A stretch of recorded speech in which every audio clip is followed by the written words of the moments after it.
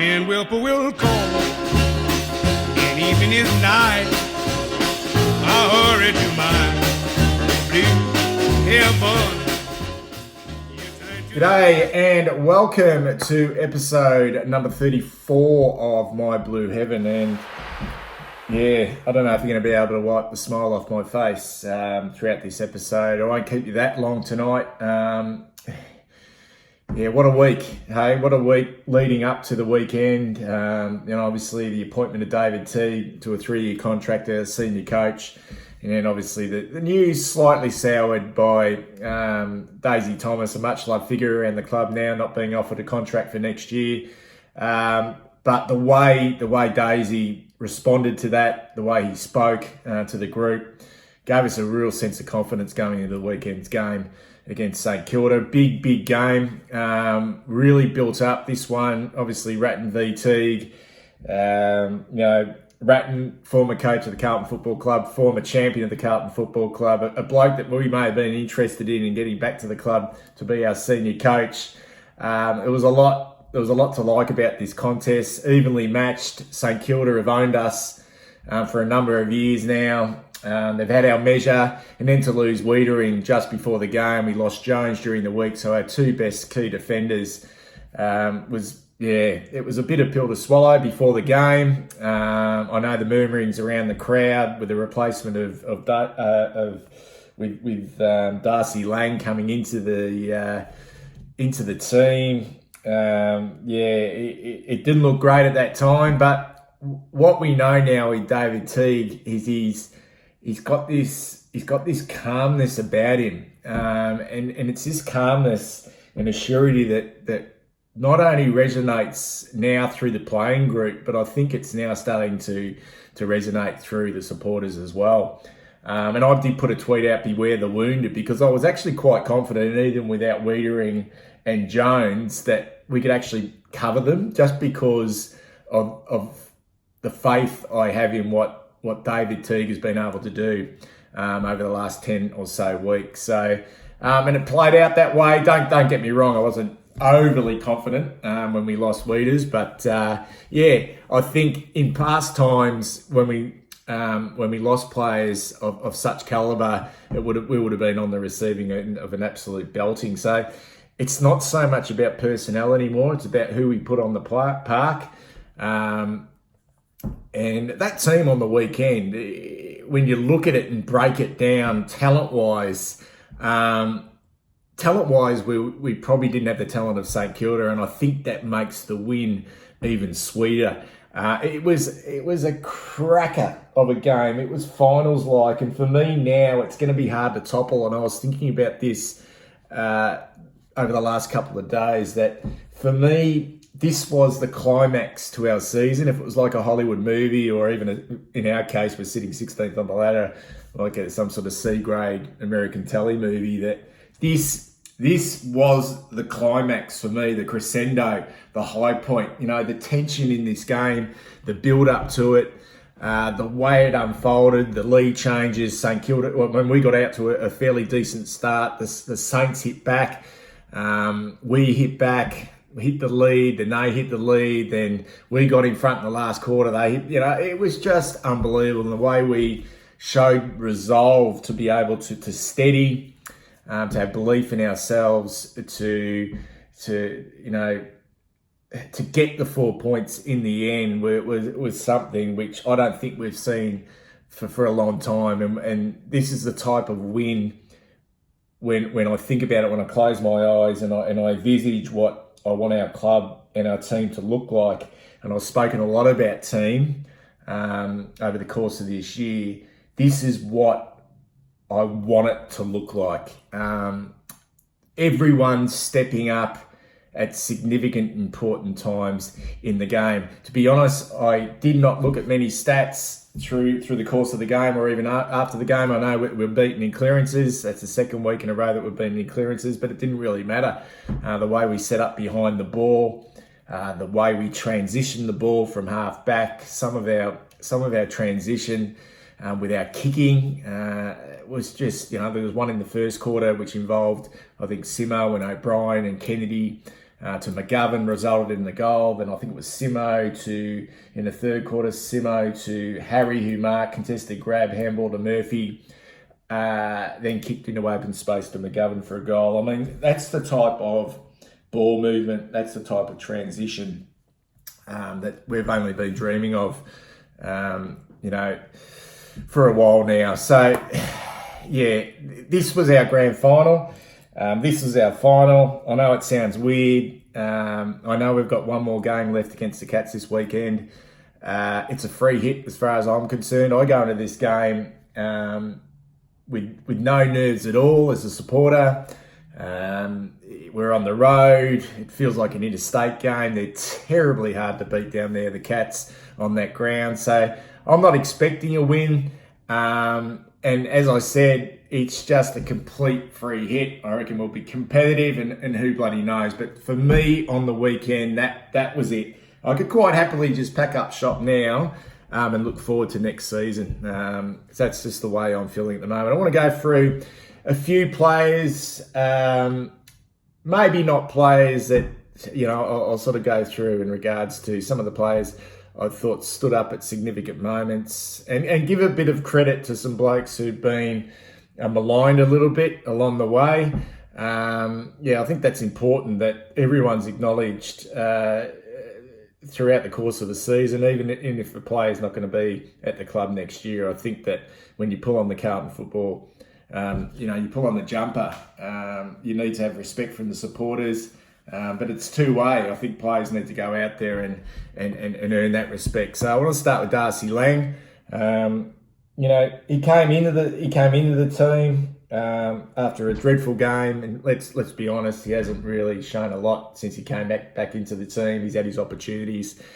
I didn't even think he did a lot on the weekend. He kicked a nice goal early, and I think he fed one off to Harry, who missed the goal. But there was a period in that third quarter he laid 3 tackles on the southern stand side wing in the third quarter. And I don't think it even equated to much. I think even St Kilda cleared the ball. But 3 tackles, and I looked up his stats, 8 touches and 3 tackles. He laid those 3 tackles in a 6-second period. He banged one St Kilda player, got up, got another one, and then lunged again and got a third, and the ball spilled out. To me, I hardly doubt whether Darcy Lang's going to be at the football club next year. In fact, I'm probably 98% sure he won't be. But that's the way you endear yourself to the Carlton faithful. That's the way you endear yourself to the supporters. He played a small role in a great victory. I'm glad he was part of it. I'm glad he came in. So full credit to Darcy Lang. It hasn't quite worked out. And for his sake, if the opportunity comes to get another contract for next year, good on him. But on Saturday, that effort on the wing was just unbelievable. It was just fantastic to see Darcy put in that type of effort. The second one is the flexibility of Will Setterfield. We've seen him play midfield, wing. We've seen him go forward and kick goals. We've seen him do a role, as a run with player through the midfield, and now we've seen him go down back to sacrifice, I suppose, his own ability to win his own football. I didn't think he stood out at all. It wasn't a game where you thought, wow, there's Will Setterfield. He was fantastic, but I just think he played his role down back, and I just think it's fantastic to have players in your football team who are flexible. This kid's got a lot of ability. I don't think probably the back line's going to be his position to be thrown down there because we needed him.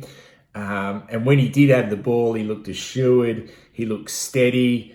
I think Will lost a little bit of momentum in the season when he was suspended because I thought he was going quite well, but he's hit back pretty hard, and I think he's been one of the real positives for this season. And I thought his game on the weekend wasn't a great game, but it was really important the way we set up behind the football. SBS, I've been a big rap for SBS this season. Early in the game, I was screaming for SBS to man up on Jack Loney. It was his opponent, and Jack Loney got away from him early. I think he had about 4 or 5 touches early. Jack Loney looked like he could have a real influence on the game. and if I was the runner or if I was the coach, I'd be getting out to SBS and just having a real stern word to him. But he really tightened up on Loney. Such was his efforts on Loney that Loney ended up not impacting the scoreboard at all. He ended up with 15 touches, but he didn't have no influence on the game. And Jack Loney is the type of player that's a small forward that's done some real damage to us in the past. And I think that's a real learning curve for Sam Petreski-Seaton, that he was down early in the game. He didn't have good body contact on his opponent, but he was able to work into it and become a really important part of our comeback in the second quarter. Some of his ball use out of the back half and his run and carry was just really significant. Next player I want to talk about is Paddy Dow. I've been critical of Paddy Dow in regards, so I just think he's had a really average season showing some really good signs last year. And you've got to take their age into consideration. But at the end of the day, when you're a number 3 draft pick and you're going to go through some ups and downs in your career, I think his season to this date had been pretty poor. He'd had some reasonable games early. I think one against Port Adelaide. He had 23 odd touches.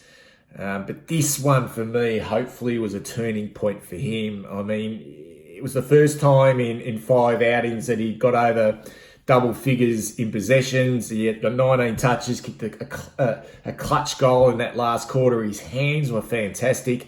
He was involved in a number of scoring chains, and he looked confident. Going back to the VFL, and I just hope for his sake that he has a really big pre-season, gets his confidence back.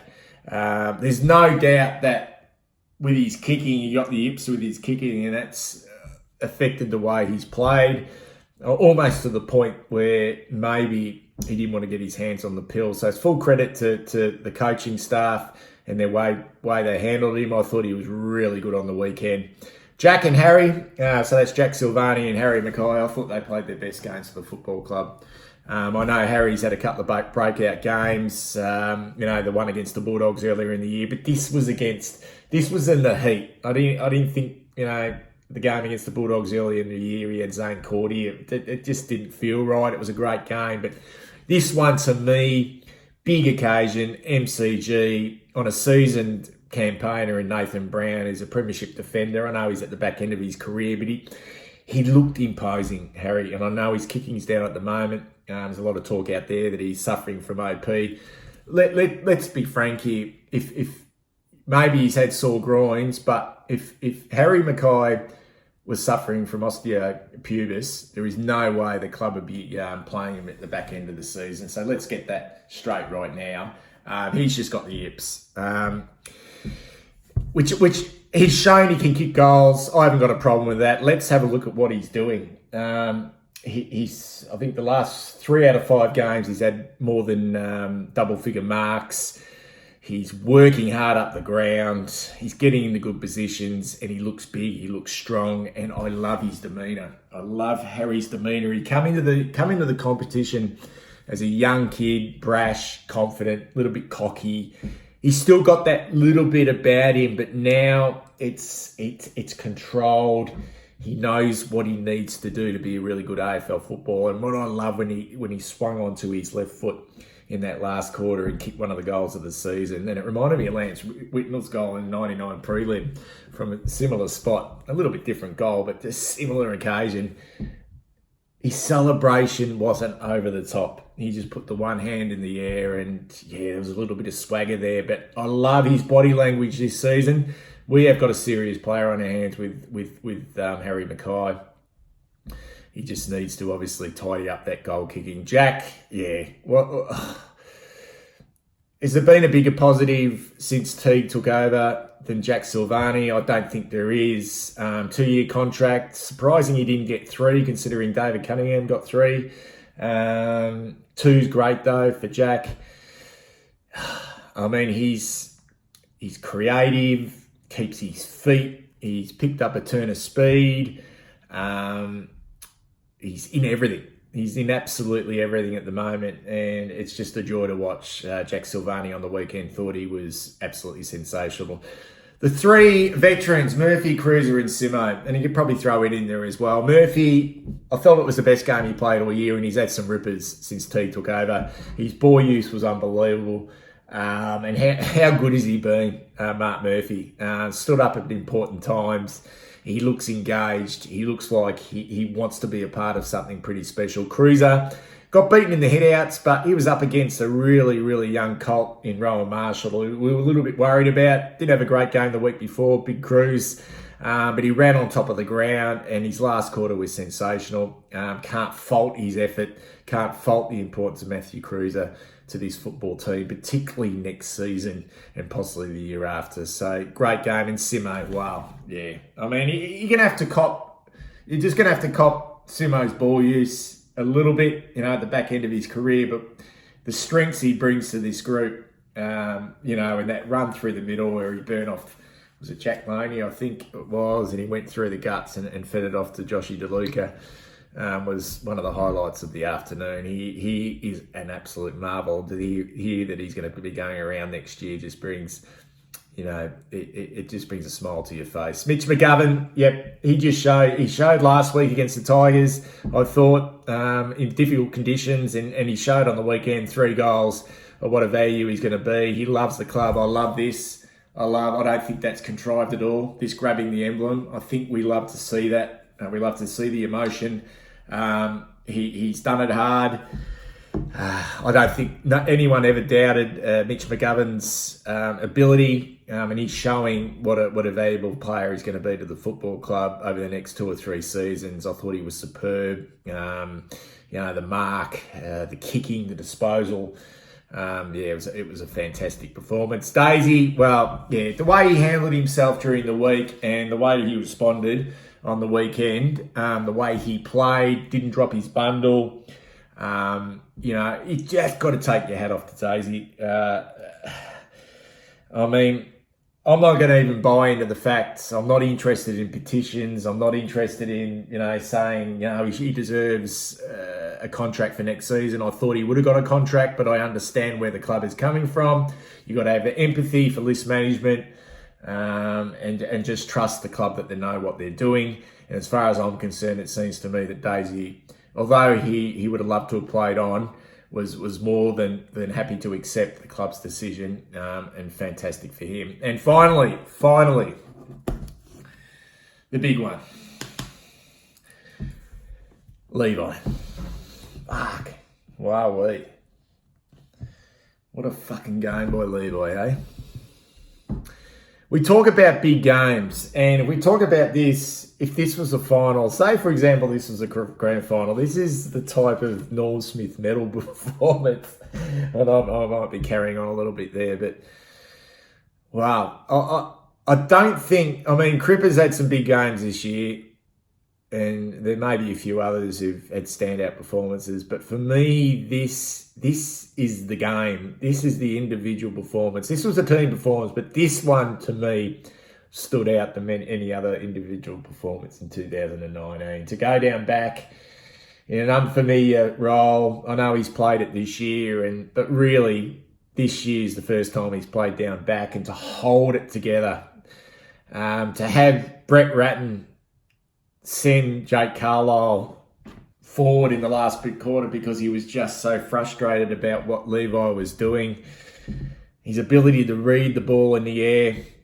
And also, something which is underrated with Levi when he's down back, his calmness with his kicking. He takes simple, easy options. There's no longer heart and mouth, although slightly, I won't go too far, slightly, particularly if he tries to get too creative. But he usually takes the safe option, and wow, what a game. What a game. He stood up on the big stage when we needed him, and it was just a wonderful performance by Levi Casbolt. Not much more to go, guys. As I said, this to me was, I could quite happily just lay down now and turn the lights off and go to sleep and think about next year, but I think the most pleasing thing for me since T took over and what I can see really developing, and it's still going to take a while, and the biggest test I think he's going to find is the way we get an even contribution through the whole group. And what I mean is the way we use Patrick Cripps, and for the first time, I think on the weekend, and I know we had to win against Fremantle when he didn't play and we won away on the road without Patrick Cripps. But in our wins against Adelaide and our win against Brisbane, it was all about, externally, it was all about Patrick Cripps. I don't know about internally. I'm sure it wasn't all about Patrick, but he was such a huge influence and such a presence in those games, gravitating to the ball, and he was unstoppable in those games. But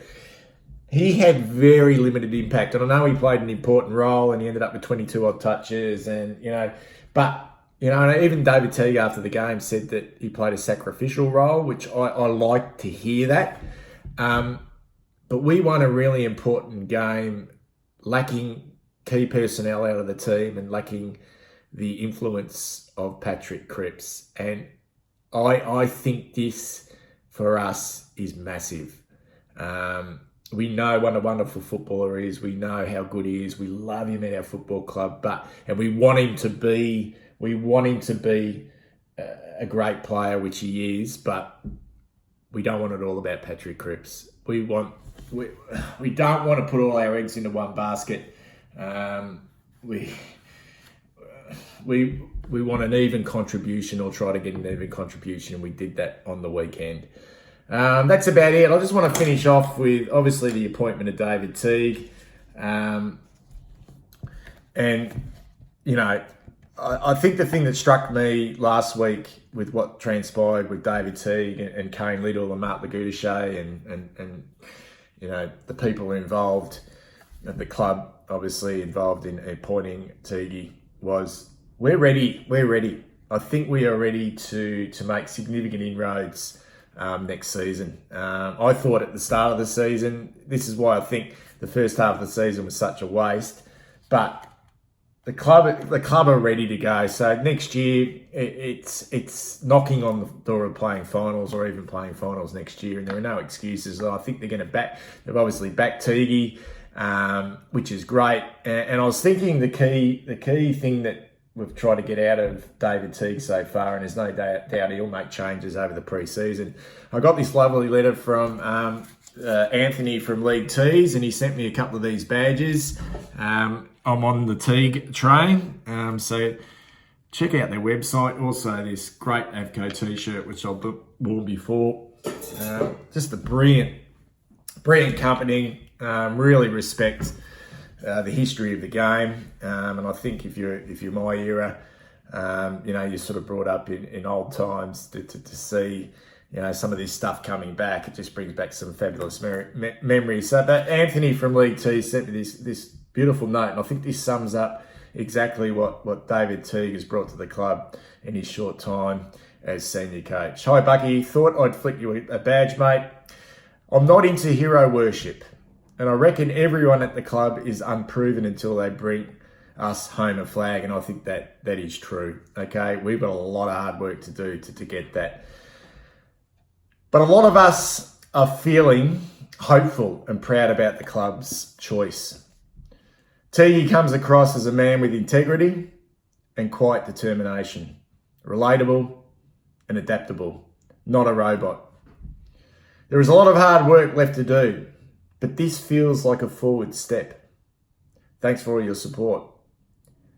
Help backing our shop, mate. Means a lot. Anthony from League Teagues. Thanks, Anthony. I think that sums it up perfectly. We have a lot of work to do, but I think we are feeling like, and we've had some hard times, and sometimes it's when you go through such hard times, it's hard to trust. But I think we're feeling connected again. We lost that connection for a long time, particularly 12 months ago at the start of this, midway through the season when Bolton left. We lost that connection with the club we love. I think that's back now. We never fell out of love with the club, but it's really important now that we continue to support, finish off the season well. I know that I've said that was our grand final on the weekend. I've sort of clocked out, but there's a big opportunity to cause one of the biggest upsets of the seasons against the Cats on that ground, GMHBA Stadium, which is so hard to win at. So if you like these videos, please give us a like. I've waffled on a little bit too much this evening. Got a couple of more episodes probably to finish off before the season's out. I want to I didn't focus on tonight some of the challenges we have moving forward. There's still a few. I think the fortnight before against the Tigers on the West Coast certainly showed us some of the areas and deficiencies we do have. Obviously, getting some key personnel back is going to be important, but I think moving forward, we need to add to the list. So I'll talk about some of that stuff over the next couple of weeks, but until now, it's goodbye.